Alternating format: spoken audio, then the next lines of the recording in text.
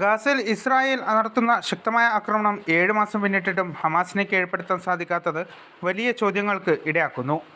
ശക്തിയിലും തന്ത്രത്തിലും കൗശലമുള്ളവർ എന്ന് കരുതുന്ന ഇസ്രായേൽ സൈന്യത്തിന് ചെറിയ പ്രദേശത്ത് മാത്രമുള്ള എണ്ണത്തിൽ വളരെ കുറഞ്ഞ സംഘമായ ഹമാസിനെ പരാജയപ്പെടുത്താൻ സാധിക്കാത്തത് എന്തുകൊണ്ട് എന്നാണ് ചോദ്യം. ഇസ്രായേൽ സൈന്യം വീണ്ടും വടക്കൻ ഗാസയിൽ ആക്രമണത്തിന് തയ്യാറാകുന്നു എന്നാണ് പുതിയ വിവരം. ഹമാസിനെ പൂർണ്ണമായി തുരത്തിയെന്ന് മാസങ്ങൾക്ക് മുമ്പ് ഇസ്രായേൽ സൈന്യം അവകാശപ്പെട്ട സ്ഥലമാണ് വടക്കൻ ഗാസ. ഇസ്രായേൽ അതിർത്തിയോട് ചേർന്ന പ്രദേശമാണ് ഇത്. യുദ്ധം ആരംഭിച്ച ഒക്ടോബറിൽ നശീകരണ ബോംബുകൾ ഉപയോഗിച്ച മേഖല കൂടിയാണ് ഇത്. ഈ മേഖലയിൽ ഹമാസ് വീണ്ടും സംഘടിക്കുന്നു എന്ന വിവരമാണ് ഇസ്രായേൽ സൈന്യം തിരിച്ചെത്താൻ കാരണം. ഹമാസിനെ പൂർണ്ണമായി ഇല്ലാതാക്കുക എന്ന ലക്ഷ്യം നേടാൻ ഇസ്രായേൽ സൈന്യത്തിന് സാധിക്കില്ല എന്ന പ്രചാരണത്തിന് ഇത് ഇടയാക്കിയിട്ടുണ്ട്. ഇസ്രായേലിന് സമ്പൂർണ്ണ വിജയം നേടാനാകുമോ എന്ന സംശയമാണെന്ന് US വിദേശകാര്യ ഡെപ്യൂട്ടി സെക്രട്ടറി കർട്ട് കാമ്പൽ പറഞ്ഞത് ഈ സാഹചര്യത്തിലാണ്. വടക്കൻ ഗാസയിൽ നിന്ന് ഫലസ്തീൻകാർ പൂർണ്ണമായും ഒഴിഞ്ഞുപോയിട്ടുണ്ട്. ഇവർ ഈജിപ്ത് അതിർത്തിയോട് ചേർന്ന തെക്കൻ ഗാസയിലെ റഫയിലാണ് തമ്പടിച്ചിട്ടുള്ളത്. റഫയിൽ ഹമാസ് നേതാക്കളുണ്ടെന്ന് ഇസ്രായേൽ പറയുന്നു. ഇവിടെ ശക്തമായ ആക്രമണത്തിന് ഒരുങ്ങുകയാണ് ഇസ്രായേൽ. മേഖലയിൽ നിന്ന് ഒഴിഞ്ഞുപോകണമെന്ന് ഫലസ്തീൻകാരോട് ഇസ്രായേൽ ആവശ്യപ്പെട്ടിരുന്നു. 2007 മുതൽ ഹമാസ് ഭരിക്കുന്ന പ്രദേശമാണ് 20 ലക്ഷത്തിലധികം പേർ താമസിക്കുന്ന ഗസ. അന്ന് നടന്ന പൊതുതെരഞ്ഞെടുപ്പിൽ ഹമാസ് വൻ ഭൂരിപക്ഷത്തിൽ അധികാരത്തിൽ എത്തുകയായിരുന്നു. ഇതോടെയാണ് ഇസ്രായേൽ ഗസക്കെതിരെ ഉപരോധം പ്രഖ്യാപിച്ചതും ഗാസ ഒറ്റപ്പെട്ടതും.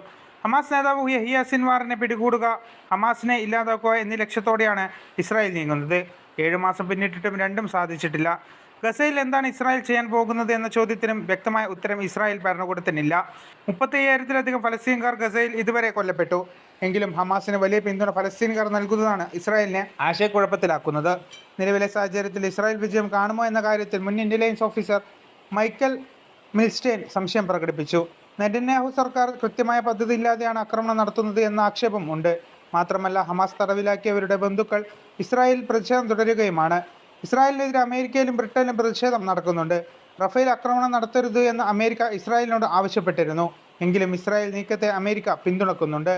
റഫേലിലെ സൈനിക നീക്കം സമാധാന ചർച്ചകളെ ബാധിച്ചുവെന്ന് ഖത്തർ പ്രധാനമന്ത്രി പ്രതികരിച്ചു. ഖത്തറും ഈജിപ്തും മുന്നോട്ട് വെച്ച ഉപാധികൾ ഹമാസ് അംഗീകരിച്ചിട്ടും ഇസ്രായേൽ ആക്രമണം തുടരുന്നത് മധ്യസ്ഥരെ മടുപ്പിക്കുന്നുണ്ട്. ഹമാസിനെ ഒഴിവാക്കി ഗസയിലെ മറ്റു സിവിൽ സൊസൈറ്റി വിഭാഗത്തിൽപ്പെട്ടവരെ ഉൾപ്പെടുത്തി ഭരണം കൈമാറാൻ ഇസ്രായേൽ ആലോചിച്ചിരുന്നു. ഹമാസിന് ശക്തമായ സ്വാധീനമുള്ളതിനാൽ ഈ പദ്ധതി വിജയിക്കില്ലെന്ന് മിൽസ്റ്റൈൻ പറയുന്നു. 14,000 ഹമാസ് പോരാളികളെ കൊലപ്പെടുത്തിയെന്നാണ് നെതന്യാഹു പറയുന്നത്. ഇക്കാര്യം ഹമാസ് നിഷേധിക്കുന്നു. ഇസ്രായേൽ സൈന്യത്തിന് കടുത്ത പ്രഹരമേൽപ്പിക്കുന്നുണ്ട് എന്നാണ് ഹമാസിന്റെ വാദം. യുദ്ധം നീണ്ടുപോകുന്നത് പശ്ചിമേഷ്യയിലെ അമേരിക്കൻ ലക്ഷ്യങ്ങൾ അവതാളത്തിലാക്കും.